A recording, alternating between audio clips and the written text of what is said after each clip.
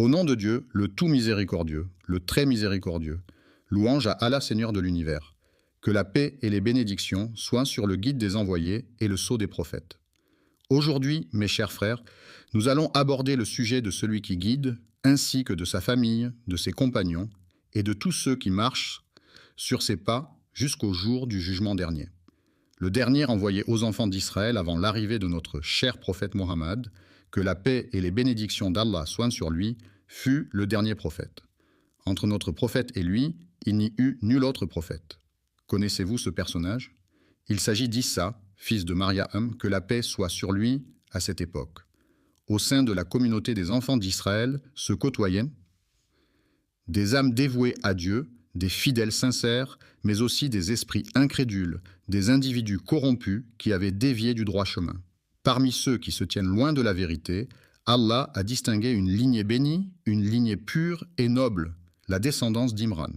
Oui, mes frères, la lignée d'Imran était une descendance vertueuse, élue par Allah parmi toutes les nations, comme il est mentionné dans le Saint de musique. Allah a choisi Adam, Noé, la famille d'Ibrahim et la famille d'Imran parmi toutes les créatures, en les élevant au-dessus de tous les mondes. Leur descendance est liée les uns aux autres, formant ainsi un lien sacré. Allah est celui qui entend tout et qui sait tout. Omniscient Imran était un homme pieux, un homme respecté parmi son peuple. Il faisait partie des serviteurs dévoués et des sages de son temps. Mais il y avait un problème. Sa femme ne pouvait pas avoir d'enfant.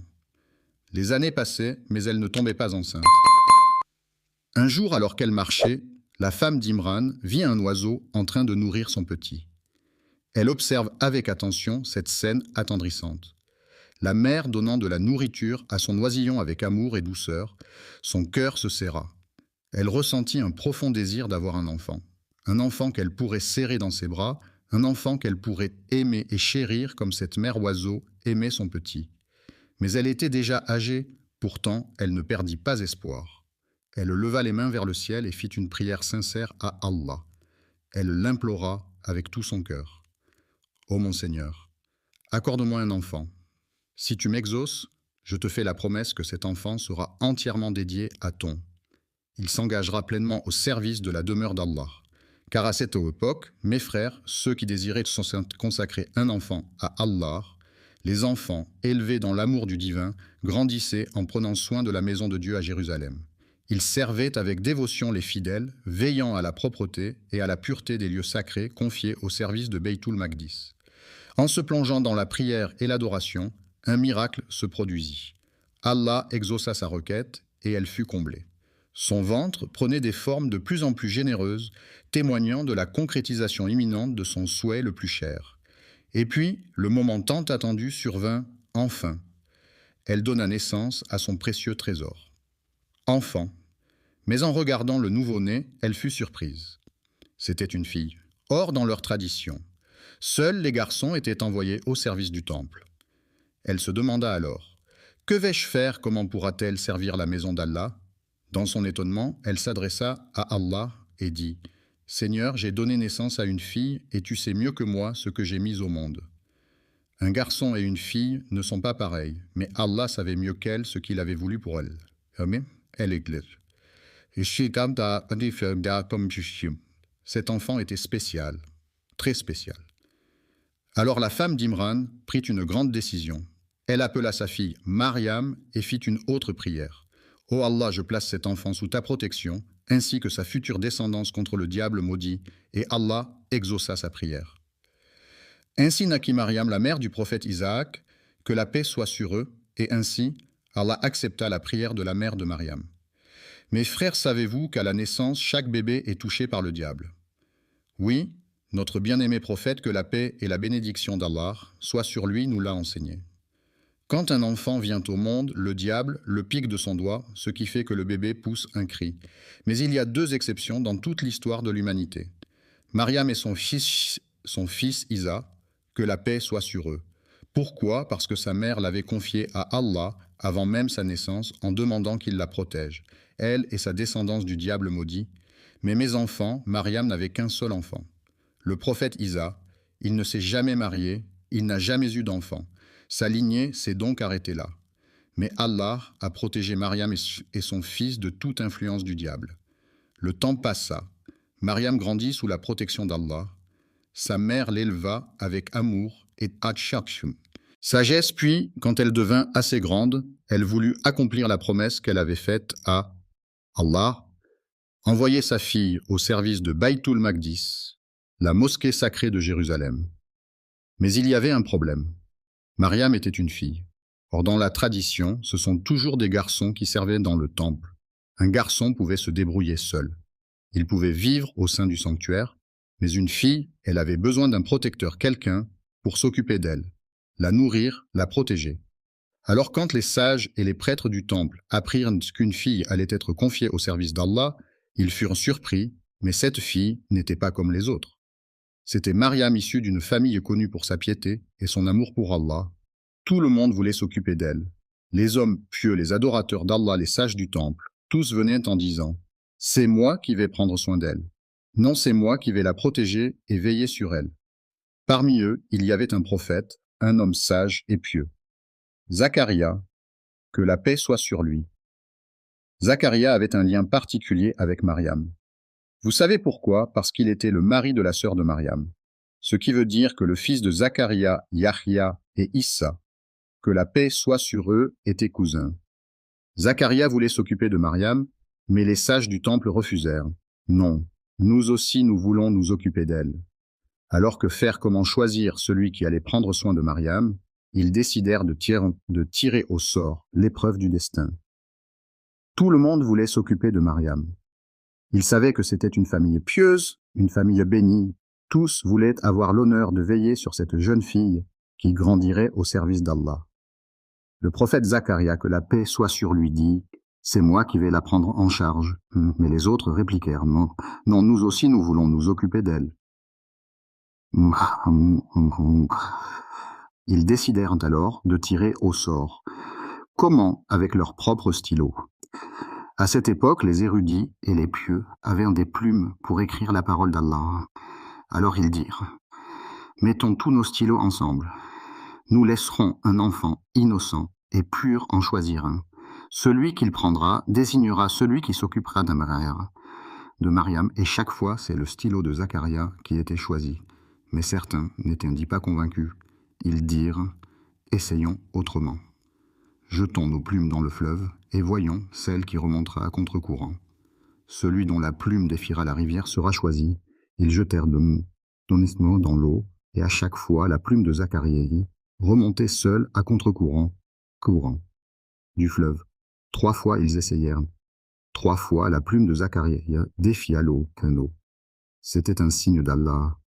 C'est lui qui devait s'occuper de Mariam. Allah révéla plus tard à son prophète Mohammed paix et bénédiction d'Allah soit sur lui cette histoire miraculeuse. Tu n'étais pas là, ô Mohammed, lorsqu'ils jetaient leurs plumes pour savoir qui prendrait soin de Mariam.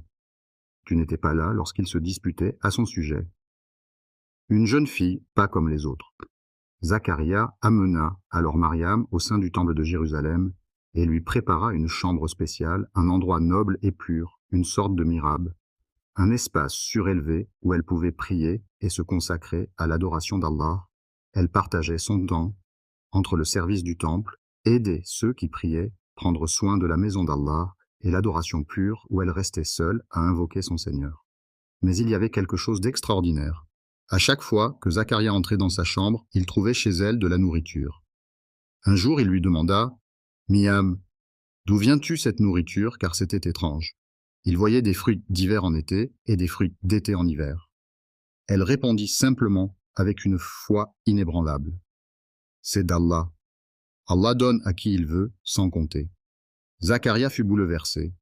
Il vit en Mariam un signe, un miracle, et à cet instant précis, dans le secret de son cœur, il fit une prière. Il demanda à Allah un enfant, même s'il était vieux. Et c'est ainsi que naquit Yahya, un prophète béni, cousin de Issa, que la paix soit sur eux. L'histoire de Mariam ne s'arrête pas là, elle s'apprête à vivre l'un des plus grands miracles de l'histoire. Veux-tu que je continue l'histoire? L'histoire continue avec la beauté et la grandeur de la pureté et de la dévotion de Mariam. L'élévation de Mariam pâlit sur elle. La jeune vierge restait dans son mihrab entièrement dévouée à l'adoration d'Allah. Elle priait se consacrer à la zikr. le souvenir d'Allah, et menait une vie de pureté et de chasteté. Allah, dans sa grande générosité, lui accordait des bénédictions étonnantes. Un jour, alors qu'elle priait, les anges vinrent la visiter. Elle était en train de se prosterner devant Allah. Les anges la saluèrent et l'appelèrent « Ô Marie Mariam ». Elle se tourna et répondit avec étonnement « Qui est-ce » Les anges lui dirent « Ô Marie, Allah t'a choisie parmi toutes sortes les femmes. Allah t'a purifiée et t'a élue parmi toutes sortes les femmes de l'univers. Allah, dans sa sagesse infinie, a choisi Mariam pour un honneur exceptionnel. Elle a été purifiée et élevée parmi toutes sortes les femmes de l'humanité. Elle était l'une des meilleures femmes à avoir jamais vécu, et Allah l'a élevée au rang de la plus pure, la plus digne. Les anges lui donnèrent également des instructions précieuses.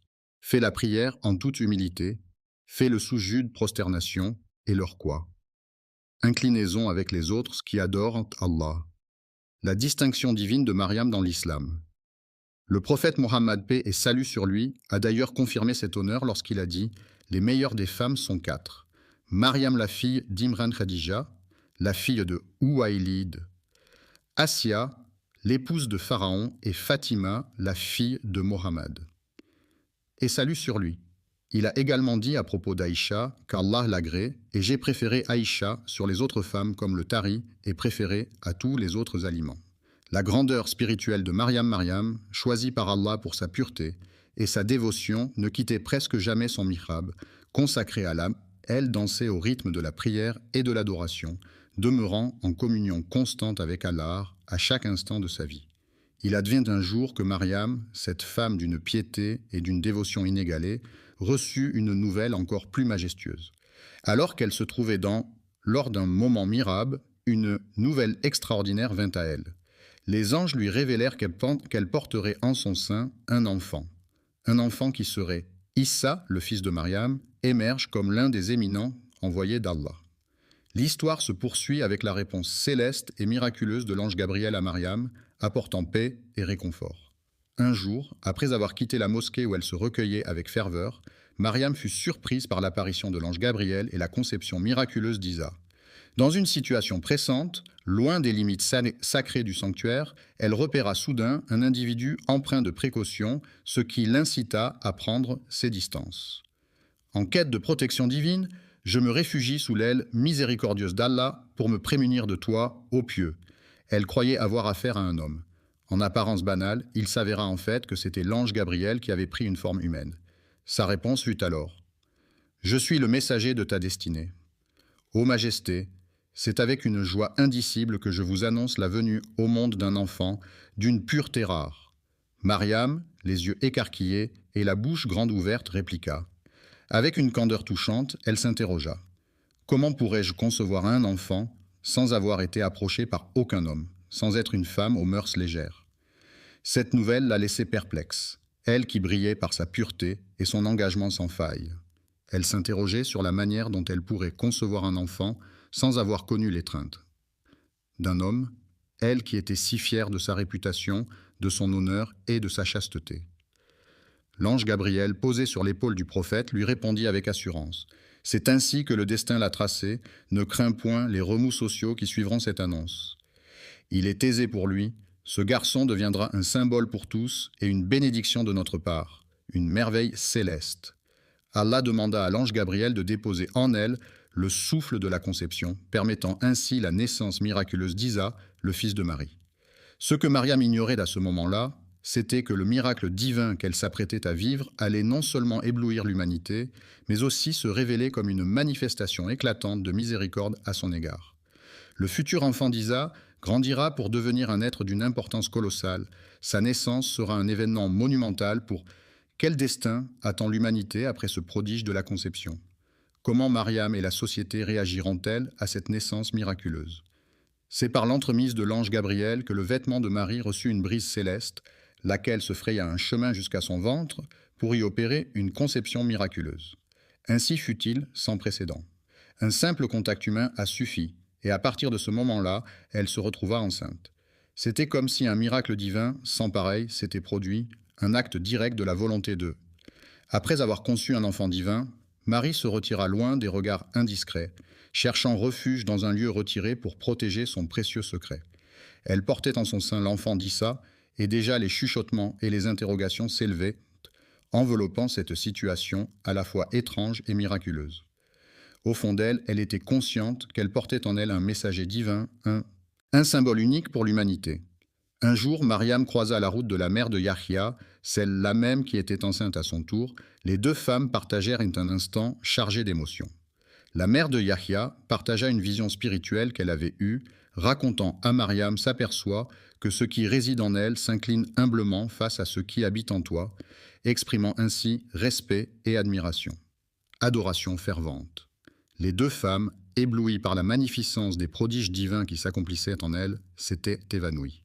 Dans cette aventure spirituelle hors du commun, ils se portaient mutuellement dans les larmes. Cependant, pour Zacharie, homme intègre et dévot, la situation s'avérait être un défi de taille. Il était perplexe et troublé par les événements, surtout face à la naissance miraculeuse de l'enfant sans père humain. Un jour, il s'approcha de Mariam et l'interrogea sur la mystérieuse énigme de la vie.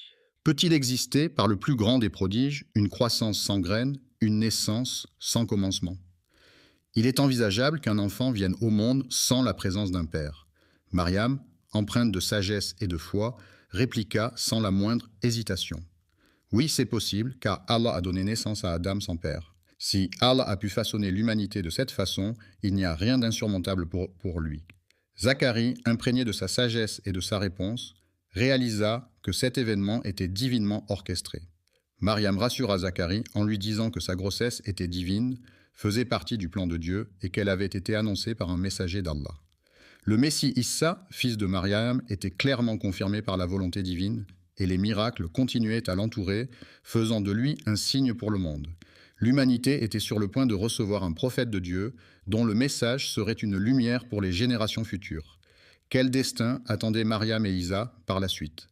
La société saura-t-elle célébrer cette grossesse exceptionnelle qui marque un tournant décisif dans la vie de Mariam? L'arrivée d'Isa et le miracle qui l'accompagne promettent une histoire captivante. À Bethléem, le moment tant espéré se présenta enfin et Mariam commença à ressentir les prémices du travail. Elle se dirigea vers un lieu retiré aux abords de cette ville proche de Bethléem. À Jérusalem, elle prit place aux côtés d'un vieux palmier. Dans l'étreinte d'une douleur intense, elle fit face à l'épreuve du travail, cherchant refuge dans cette souffrance. La douleur le poussa à exprimer une pensée désespérée envers Allah. Si seulement je n'avais pas été conçu avant cela, si seulement je n'avais jamais vu le jour, si seulement. Avant que tout ceci ne survienne, alors que la douleur m'envahissait, l'ange Gabriel se manifesta pour offrir un peu de réconfort. De sa voix douce, il s'adressa à moi depuis les racines de l'arbre, dissipant mes craintes. Ne crains point, car ton Seigneur a fait jaillir un ruisseau sous tes pieds. Puis à volonté de cette eau apaisante et laisse tes craintes s'envoler. Ensuite, il lui prodigua ses directives. Secoue la cime de ce palmier et il te gratifiera de ses dattes fraîches. Mariam, dans sa fragilité, serait-elle capable de défier la nature en secouant un arbre pour en faire tomber des fruits? C'était presque un défi physique insurmontable. Malgré l'impossibilité apparente, elle savait que l'ordre divin était limpide. Il lui suffisait d'accomplir ce qui lui était demandé, et Allah se chargerait du reste, comme secouer le tronc des palmiers dattiers. Les pluies fraîches s'abattirent, offrant la subsistance indispensable pour revigorer Mariam. Elle se rassasia de cette nourriture miraculeuse, ressentant un réconfort apaisant. Cependant, une interrogation persistait en elle. Quelles paroles les autres prononceront-ils si je... Voudrais-tu bien me présenter ce charmant bambin? La préoccupation de l'ange Gabriel trouva écho dans sa réponse. Si tu croises en quelqu'un, annonce simplement que j'ai engagé un serment de silence envers le Tout-Puissant. Ainsi, mes lèvres resteront closes pour la journée. Mariam, en se conformant à la volonté divine, elle embrassa son destin avec une foi inébranlable et une patience infinie. Elle était prête à faire face aux réactions des autres, sans la moindre appréhension, convaincue que ce qu'elle abritait en son sein une prophétie, un signe divin envoyé par Allah pour le bien de toute l'humanité. C'est à cet instant que le miracle de la parole se réalisa. Dès sa naissance, Isa étonna les gens en parlant pour défendre sa mère Mariam et révéler la grande mission qui l'attendait. Quel serait le discours inaugural de cet être extraordinaire et quelle serait la réaction des foules face à cette prodigieuse manifestation? L'épopée se poursuit avec un autre instant miraculeux, celui où Isa, encore enfant, éblouit. Le nourrisson prit la parole pour protéger sa mère Mariam, défiant ainsi les accusations, tel un miracle de la parole. À son retour parmi la foule, Mariam fut accompagnée de son enfant, qui prit la parole en sa faveur. Des regards lourds de reproches l'ont accueilli, laissant transparaître choc et incrédulité face à sa maternité hors mariage.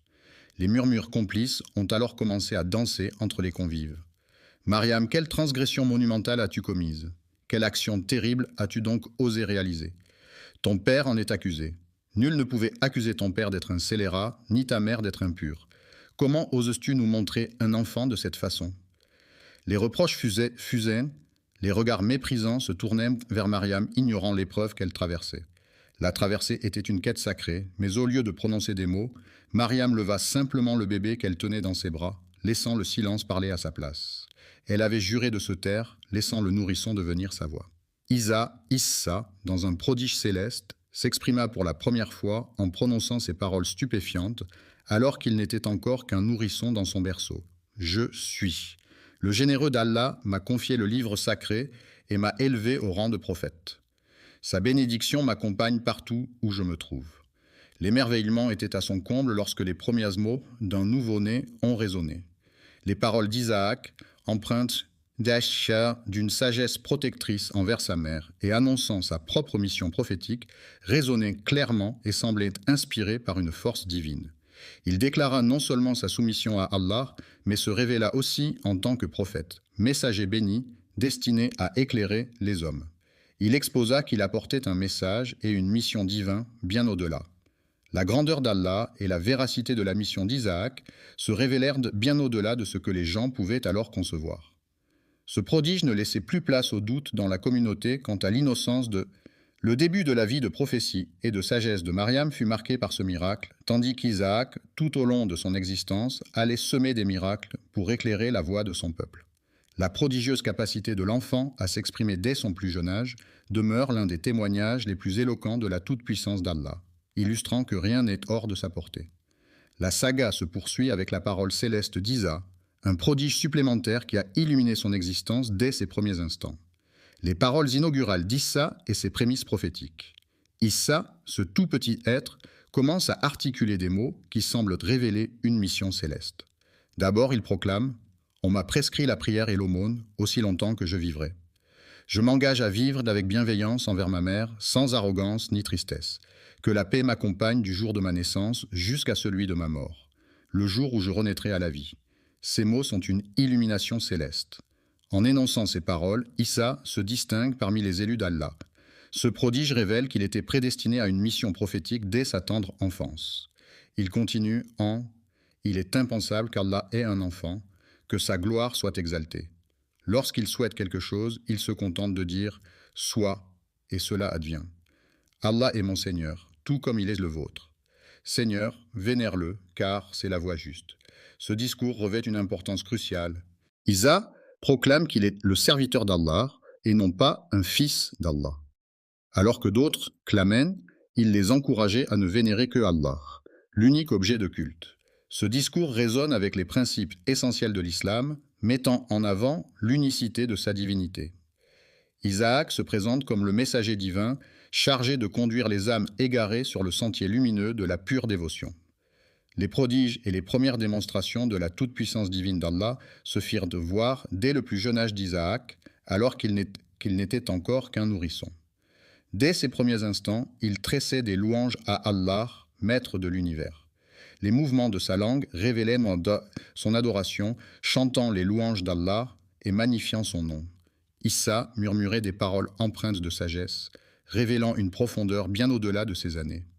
Ces mots sacrés témoignaient non seulement de sa nature divine, mais aussi des prodiges qui avaient marqué sa venue au monde et sa vie.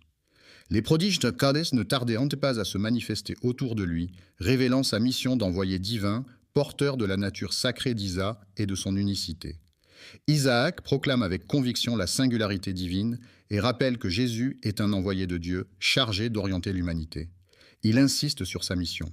Il ne s'agit pas ici de la descendance divine, mais plutôt de la mission prophétique.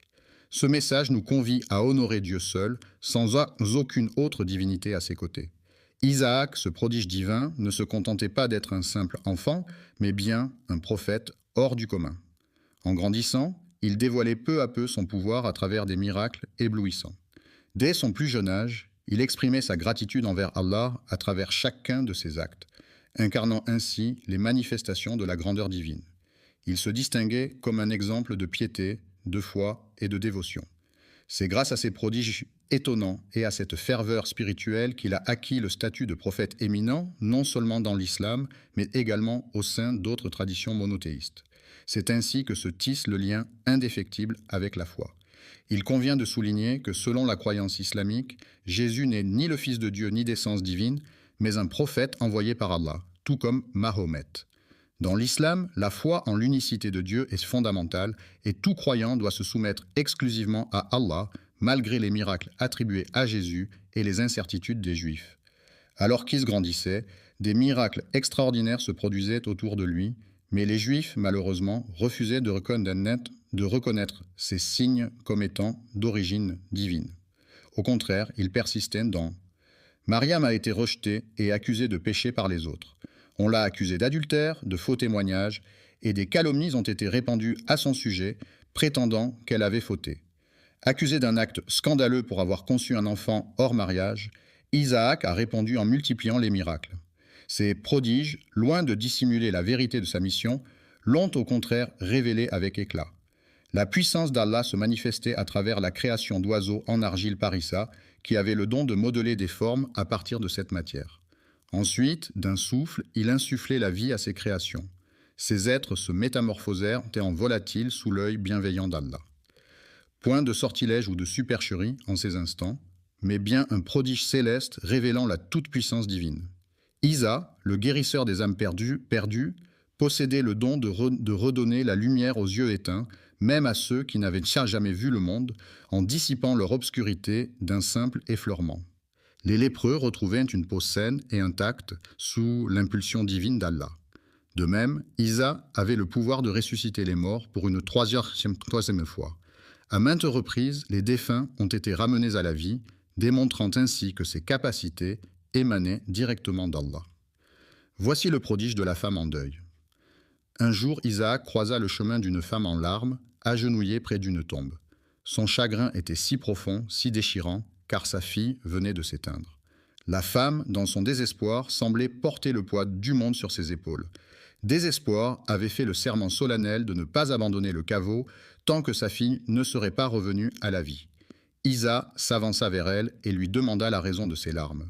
Désespoir lui confia qu'elle était déchirée car elle avait Isa, emplie d'un amour infini pour sa fille, refusé catégoriquement d'accepter sa mort. Avec une sérénité et une compassion débordantes, il se tourna ensuite vers le tombeau. Dans un murmure empreint de foi, il invoqua Allah, implorant sa miséricorde et sa clémence. Grâce à la générosité et à la toute-puissance divine, la jeune fille put renaître sous les regards ébahis de sa mère et de tous ceux présents. La stupéfaction des spectateurs face au prodige d'Isa était telle que sa réputation de faiseur de miracles ne faisait aucun doute. Il était ardu de contester la puissance d'Isaac, pourtant les Juifs, englués dans leur refus obstiné, persistaient à explorer des stratagèmes pour discréditer à la fois Isaac et sa mère. Enfermés dans leur arrogance, ils dédaignaient la vérité qui leur était pourtant si évidente. Ces épisodes révèlent qu'Is était bien plus qu'un simple prophète, mais également un visionnaire. Un prodige en chair et en os, une manifestation éclatante du pouvoir divin sur terre. Son dessein n'était point de recevoir des hommages, mais de guider les âmes vers la lumière de la vérité et de l'élévation. Il est essentiel de souligner l'unicité de l'adoration d'Allah. L'histoire d'Isa regorge d'enseignements spirituels et de signes divins qui se révèlent être une véritable merveille en soi. Cependant, c'est également une invitation à embrasser la singularité d'Allah et à rendre hommage aux prophètes et aux messagers d'Allah.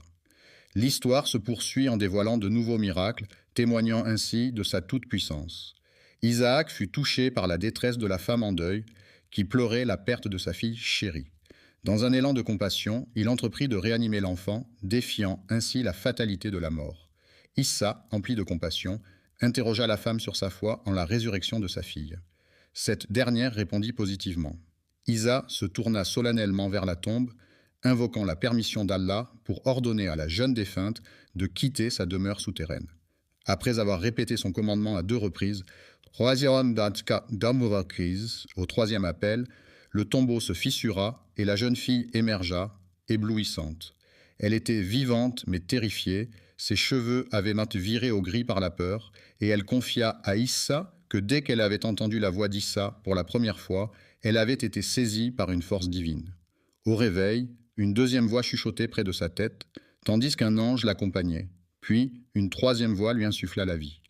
À ce moment-là, elle pensa que l'heure de la résurrection avait sonné. La mère, partagée entre la joie et l'angoisse, fit une requête émouvante à Issa, implorer Allah pour apaiser la peur de sa fille Isa face à l'inéluctable danse de la mort.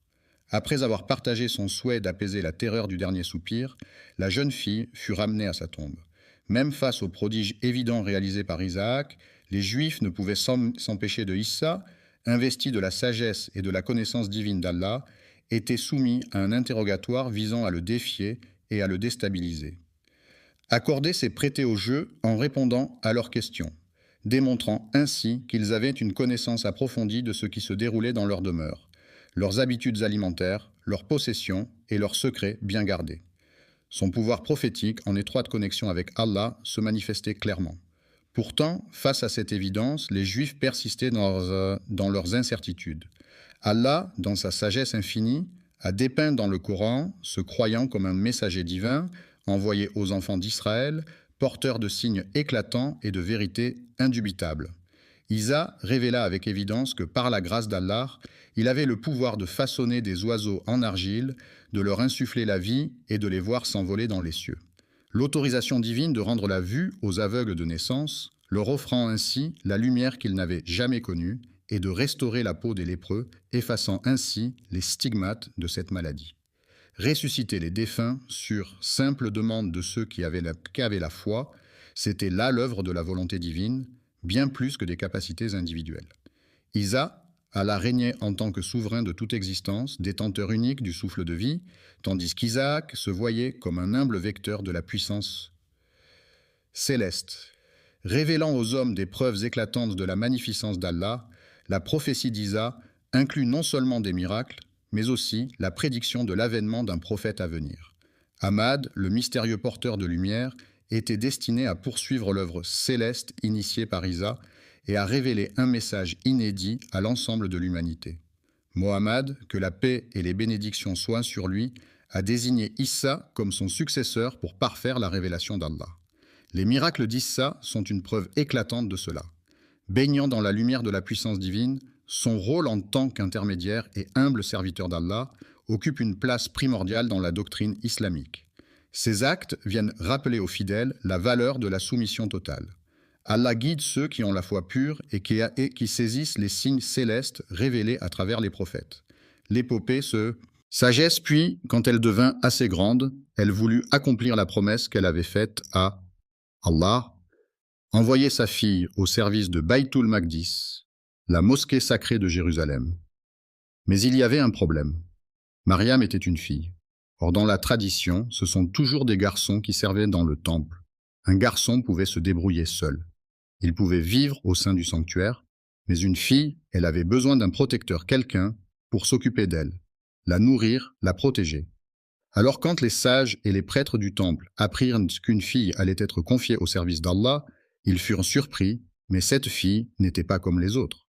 C'était Mariam issue d'une famille connue pour sa piété et son amour pour Allah. Tout le monde voulait s'occuper d'elle. Les hommes pieux, les adorateurs d'Allah, les sages du temple, tous venaient en disant « C'est moi qui vais prendre soin d'elle. Non, c'est moi qui vais la protéger et veiller sur elle. » Parmi eux, il y avait un prophète, un homme sage et pieux. Zacharia, que la paix soit sur lui. Zacharia avait un lien particulier avec Mariam. Vous savez pourquoi? Parce qu'il était le mari de la sœur de Mariam. Ce qui veut dire que le fils de Zacharia, Yahya et Issa, que la paix soit sur eux, étaient cousins. Zacharia voulait s'occuper de Mariam, mais les sages du temple refusèrent. Non, nous aussi nous voulons nous occuper d'elle. Alors que faire comment choisir celui qui allait prendre soin de Mariam, ils décidèrent de tirer au sort l'épreuve du destin. Tout le monde voulait s'occuper de Mariam. Ils savaient que c'était une famille pieuse, une famille bénie. Tous voulaient avoir l'honneur de veiller sur cette jeune fille qui grandirait au service d'Allah. Le prophète Zacharia, que la paix soit sur lui, dit « C'est moi qui vais la prendre en charge. » Mais les autres répliquèrent « Non, non, nous aussi nous voulons nous occuper d'elle. » Ils décidèrent alors de tirer au sort. Comment? Avec leurs propres stylos. À cette époque, les érudits et les pieux avaient des plumes pour écrire la parole d'Allah. Alors ils dirent « Mettons tous nos stylos ensemble. Nous laisserons un enfant innocent et pur en choisir un. Celui qu'il prendra désignera celui qui s'occupera de Mariam, et chaque fois, c'est le stylo de Zacharia qui était choisi. Mais certains n'étaient pas convaincus. Ils dirent « Essayons autrement. Jetons nos plumes dans le fleuve et voyons celle qui remontera à contre-courant. Celui dont la plume défiera la rivière sera choisi. » Ils jetèrent honnêtement dans l'eau, et à chaque fois, la plume de Zacharia remontait seule à contre-courant du fleuve. 3 fois, ils essayèrent. 3 fois, la plume de Zacharia défia l'eau qu'un eau. C'était un signe d'Allah. C'est lui qui devait s'occuper de Mariam. Allah révéla plus tard à son prophète Mohammed paix et bénédiction d'Allah soit sur lui cette histoire miraculeuse. Tu n'étais pas là, ô Mohammed, lorsqu'ils jetaient leurs plumes pour savoir qui prendrait soin de Mariam. Tu n'étais pas là lorsqu'ils se disputaient à son sujet. Une jeune fille, pas comme les autres. Zacharia amena alors Mariam au sein du temple de Jérusalem et lui prépara une chambre spéciale, un endroit noble et pur, une sorte de mihrab, un espace surélevé où elle pouvait prier et se consacrer à l'adoration d'Allah. Elle partageait son temps entre le service du temple, aider ceux qui priaient, prendre soin de la maison d'Allah et l'adoration pure où elle restait seule à invoquer son Seigneur. Mais il y avait quelque chose d'extraordinaire. À chaque fois que Zacharia entrait dans sa chambre, il trouvait chez elle de la nourriture. Un jour, il lui demanda « Miam, d'où viens-tu cette nourriture ?» car c'était étrange. Il voyait des fruits d'hiver en été et des fruits d'été en hiver. Elle répondit simplement avec une foi inébranlable. « C'est d'Allah. Allah donne à qui il veut, sans compter. » Zacharia fut bouleversé. Il vit en Mariam un signe, un miracle. Et à cet instant précis, dans le secret de son cœur, il fit une prière. Il demanda à Allah un enfant, même s'il était vieux. Et c'est ainsi que naquit Yahya, un prophète béni, cousin de Issa, que la paix soit sur eux. L'histoire de Mariam ne s'arrête pas là, elle s'apprête à vivre l'un des plus grands miracles de l'histoire. Veux-tu que je continue l'histoire? L'histoire continue avec la beauté et la grandeur de la pureté et de la dévotion de Mariam. L'élévation de Mariam paille sur elle. La jeune vierge restait dans son mihrab entièrement dévouée à l'adoration d'Allah. Elle priait se consacrer à la zikr, le souvenir d'Allah, et menait une vie de pureté et de chasteté. Allah, dans sa grande générosité, lui accordait des bénédictions étonnantes. Un jour, alors qu'elle priait, les anges vinrent la visiter. Elle était en train de se prosterner devant Allah. Les anges la saluèrent et l'appelèrent « Ô Marie Mariam ».